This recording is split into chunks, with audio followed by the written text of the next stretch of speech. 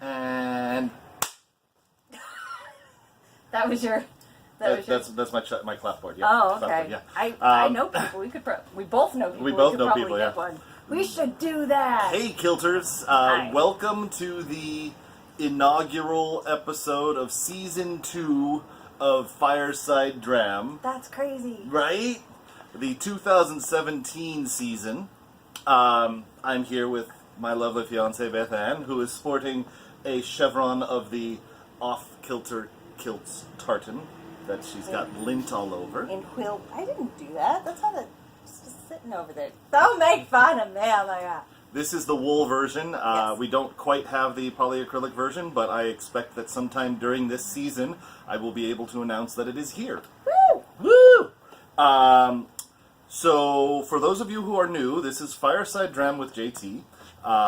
We take a advent calendar from Drinks by the Dram by Masters of Malt, and we do basically an opening, and we taste the whiskey. This year we're doing the single cask whiskey, so these will be typically stronger flavors, typically higher alcohol percentage than, say, the ones we did last year, which you can catch either on the website or the Facebook page or YouTube under the Off Kilter Kilts channel. Basically we open the thing, we pour a little bit, we taste it, we banter a bit about how we feel about it, and then we taste some more of it, because that's what we do. Because if you're gonna have whiskey, just keep tasting. So, and this year, because I've learned to do some video editing, we don't have to do things like run the thing up to you to show it to you, or do most anything. We can do it all in post. Fix it in post. Fix it in post. So There may be some things that we won't be able to fix in post. and we'll just let it go. Because we rolled like that. Because 'Cause we did that's- all last year without fixing it. Yes. I actually got in my memories on Facebook was the first one. Should go back and watch it and see how it compares. Maybe we should. So I am already in Found the it. process of opening the first day, and I am withdrawing it. Oh, that one's got a long tail on it. Oh, cute. Right? Alright, so our first one is the Dunbechen Tomatin 20-year-old 1996 cask 91622. Dun, D-U-N, or Tomatin. Wow. Tomatin. Oh, and you should tell them what this is, too. Oh, I'm looking through something. I don't know what it is. so the Drinks by the Dram from Masters of Malt, what they do is they don't tell you what order it's going to be in, but they will tell you everything that's going to be in there. And so I've gone through and I've pulled the tasting notes from the chaps over at Masters of Malt. That's what it says, tasting notes from the chaps at Masters of Malt. And she's having some trouble finding it. So we'll just yes, because they're sit and stare at her. no pressure. Some of these are not. They don't. Some of them just say tasting notes No, by Masters. no. Then you're not seeing. Gordon. Bauer, Tullibardine. It's the ones with the dashes next to it. Oh. It's mostly. Not all of them. Charlotte.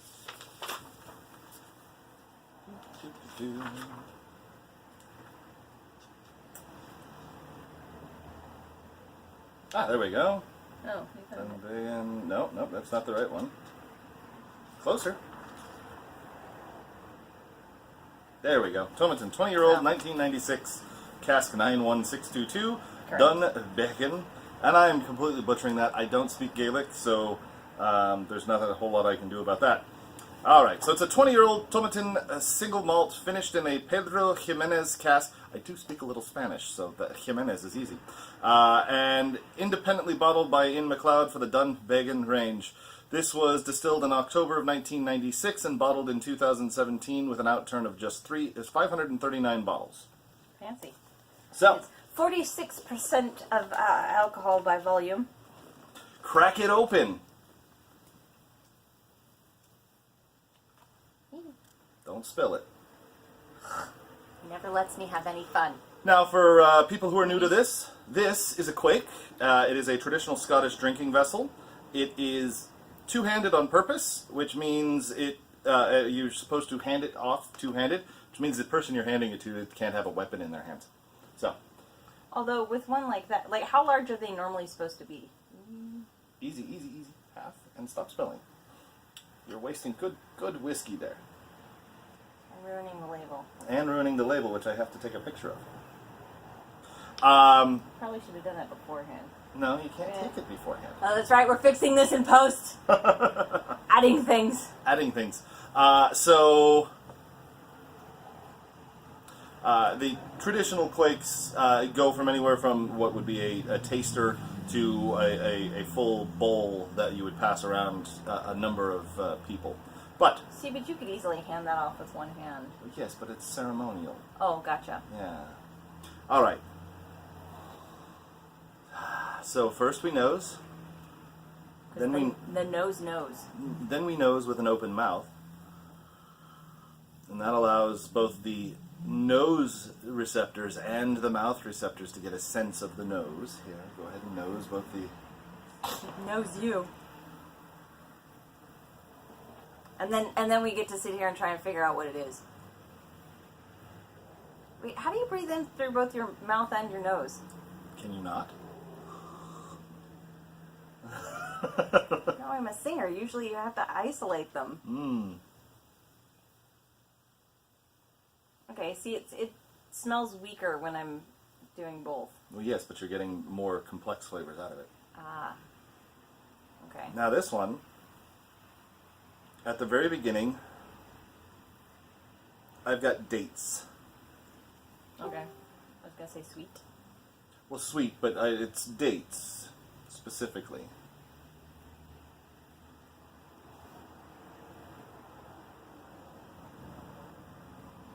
I mean, it's definitely caramelly. So, we like to try whiskeys in three ways, or scotches and single malts, not single malts, sorry, single casks in three ways. The first is just to taste it.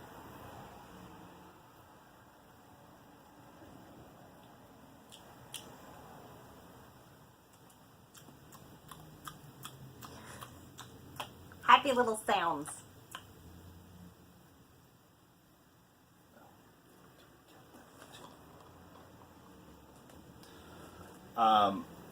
So what do you think?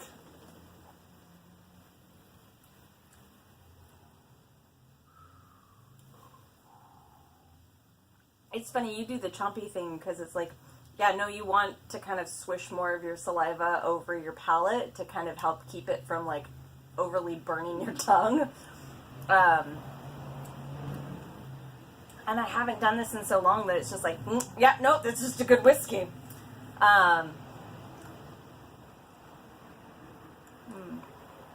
Okay. And then Right now I'm just tasting the alcohol. the second way we like to do this is with a little bit of super dark chocolate. Now this is 90% cacao from our friends over at Whole Foods. I don't know why I'm plugging them. Maybe they'll sponsor Send me us next some year. chocolate. Yeah. Now, I find that chocolate and scotch, or whiskey in general, they Go really nice together. they go really well together, and they just interact with each other very, very well. There's a chemical process, flavonoids that come out in your mouth when you have both of them there. And what's funny is I've come to determine that See, like this one makes the chocolate sweeter. It's a bitter chocolate, but I've come to determine the whiskey. that it doesn't matter how good the whiskey or how good the chocolate. I've had, really rot gut whiskey and like grocery store chocolate, ice cream chocolate, and it still works. It still helps.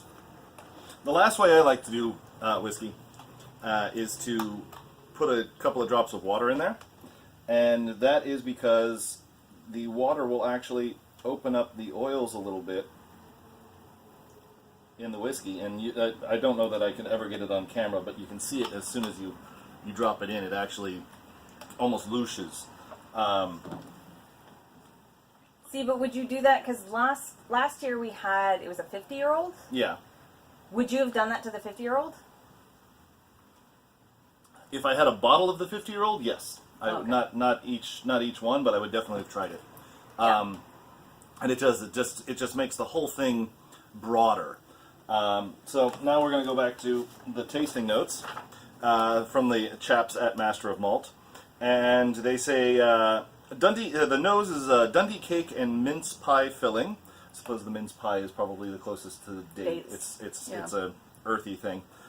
Hints of salted butter and vanilla pod. The palate has tobacco leaf, orange peel, sticky sherry, and porridge oats.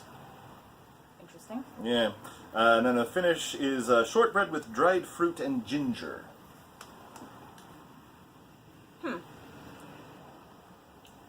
I definitely got the citrus as far as the smell. And I could see the vanilla. Would you like to finish it? I don't necessarily taste the, what is it, shortbread? Shortbread, yes. I guess it's just more of the vanilla. Yeah.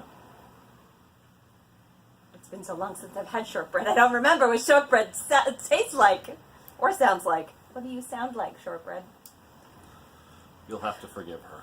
Don't forgive me. I'm adorable. And with that, our first 2017 Drinks by the Dram episode will be completed as soon as I finish editing this. Did you have any other, like, what, as far as in comparison to, not necessarily last year's whiskeys, because it's been a year, but just like, overall, what would you rate that as? Oh, what would I rate that as? Also, what kind of measurement of rate would you get? Like 1 to 10 scale? Like, No, I like to, when I rate, I like to rate based on how I would consume this. This one, as I suspect many of these single casks will be, I think I would not mix this with anything. A little bit of water at best.